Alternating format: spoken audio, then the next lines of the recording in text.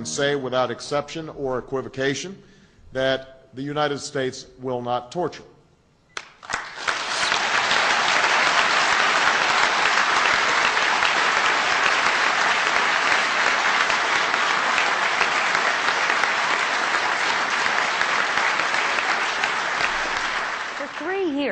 The nation has been investigating a disturbing trend in the military.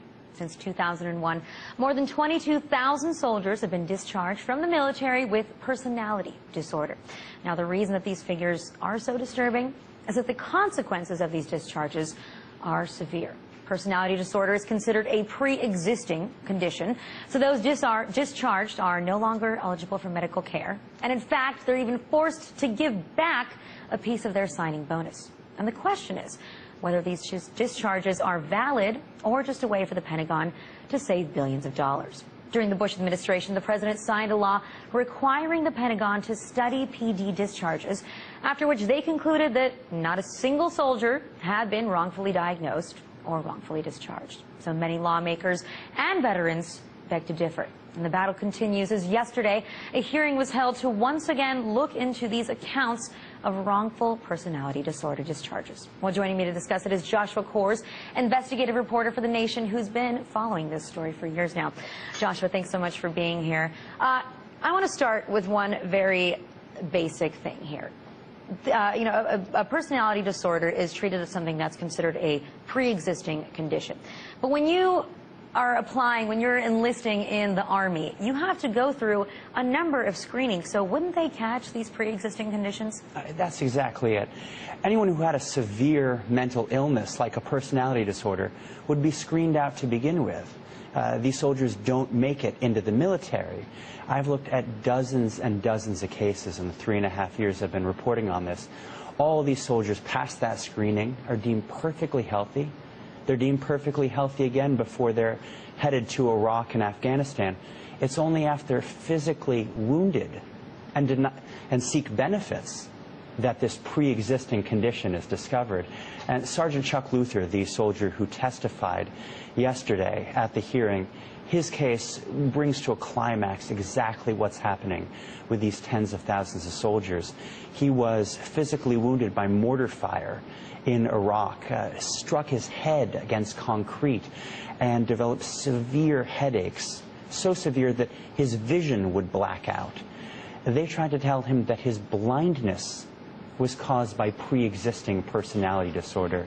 And Ilona, as he testified yesterday, when he refused to sign the papers saying that blindness was caused by personality disorder, they tortured him until he signed the papers. That's right. You said that they placed him into confinement, that he was forced to deal with sleep deprivation. He had to listen to heavy metal music. I mean, this is a very disturbing thing. If you think that the U.S. military is torturing, confining one of their own who is out on the field and was wounded. So yesterday, when you were at this hearing and he was testifying, what were the reactions? I mean, how do lawmakers respond to a story like this? The reactions were incredible. He described in graphic detail how he was placed inside a closet and held there for over a month with armed guards enforcing sleep deprivation, keeping the lights on all night, blasting heavy metal music at him all night. He tried to escape the closet. They pinned him down, injected him with sleeping medication, and dragged him back to the closet. Finally, after a month, he was willing to sign anything. And he did. He signed his name to this personality disorder discharge. They whisked him back to Fort Hood, and they told him, here are the consequences.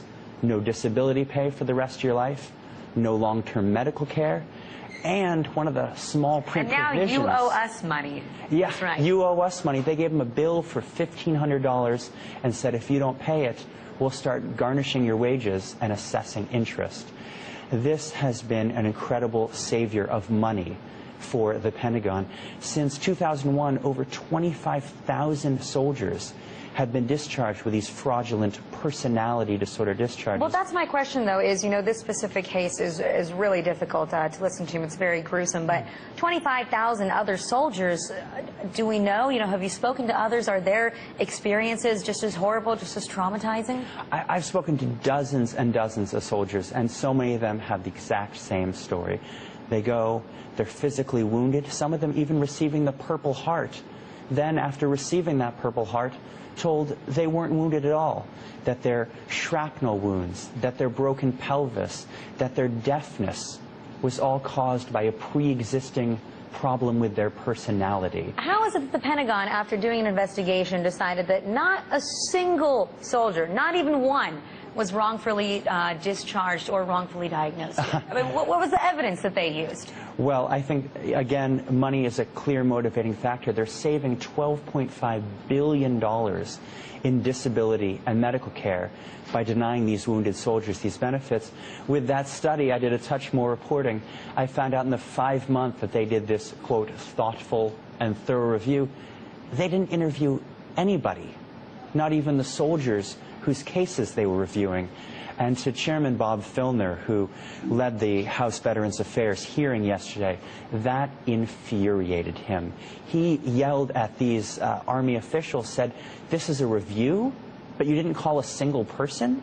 And they stuttered and stumbled. I have to say, those in the audience at the hearing yesterday were actually laughing at the military and their excuses. Well, it's really despicable, you know, but if you think about the fact, like you said, that they've made $12.5 billion, that they've saved all this money by denying soldiers who risk their lives for this country their benefits and by making them pay back.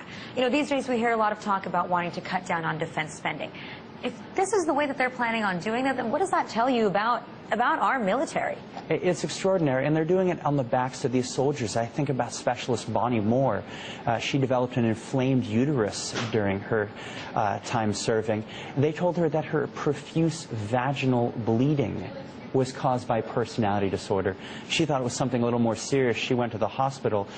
They removed her uterus and appendix, but when they sent her back to the States and denied her medical care and benefits, she and her teenage daughter became homeless. She called me just because she was afraid that if they went to the homeless shelter, her daughter would be raped. I mean, I'm speechless by these stories, really. It's just absolutely horrible. So what are you going to do? You've been investigating this for 3 years. Finally, it's been brought back up to the Congress. President Obama, when he was still a senator, you know, tried to push a bill forward to halt these discharges. That didn't pass. Now he says he's concerned. I mean, is that enough? How are you going to keep trying to get people to pay attention to this? He's concerned. It's amazing. Obama's really been a blessing and a disappointment to so many of these military families. A blessing because he was one of the first to recognize this scandal. He put forward the bill to halt all personality disorder discharges. But a disappointment because during his run for the presidency, and even now from the White House, he never spoke about it. Not once, and so the issue died a quiet death. It got changed into a watered-down bill for this. Yeah. I'm sorry, Josh, that's all the time that we have, but it really is it's a horrible, horrible story, and it's a good thing that you're reporting on it, and we'll definitely have you back. Thanks so much, Josh. Thank you. As President Obama touched down in Mexico, the aftermath of his predecessor's war on terror followed him there. 4 memos have been released which detail extreme interrogation techniques the Bush administration believed to be legal after taking advice from the Department of Justice. The list, written in 2002, authorized keeping detainees naked for long periods of time, keeping them in painful positions, depriving them of food, using a plastic neck collar to slam them into walls, beating and kicking them, locking them into a box with insects, threatening their families, and waterboarding or simulated drowning. The CIA admitted that waterboarding was used on terror suspects in 2002 and 2003, but claimed its agents couldn't be prosecuted because they'd been told it was legal. The Department of Justice memo in 2002 set out the reasoning. Although the waterboard constitutes a threat of imminent death, in the absence of prolonged mental harm, the use of these procedures would not constitute torture within the meaning of the statute. On the campaign trail and in office, Barack Obama condemned the use of extreme interrogation methods. In his first week, he signed an executive order forcing the CIA to limit itself to established techniques.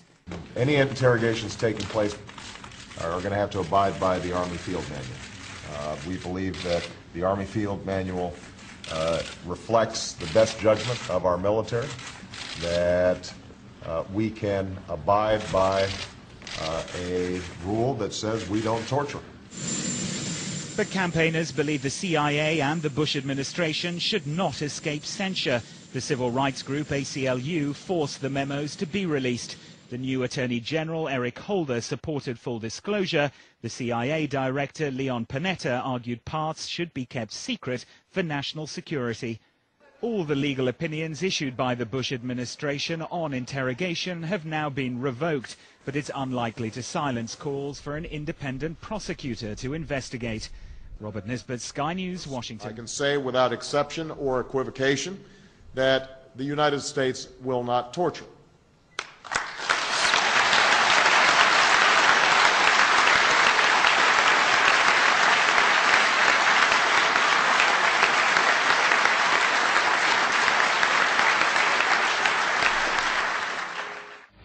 Justice, it's not about agenda, it's not about mobilizing people, it's about dialing for corporate dollars.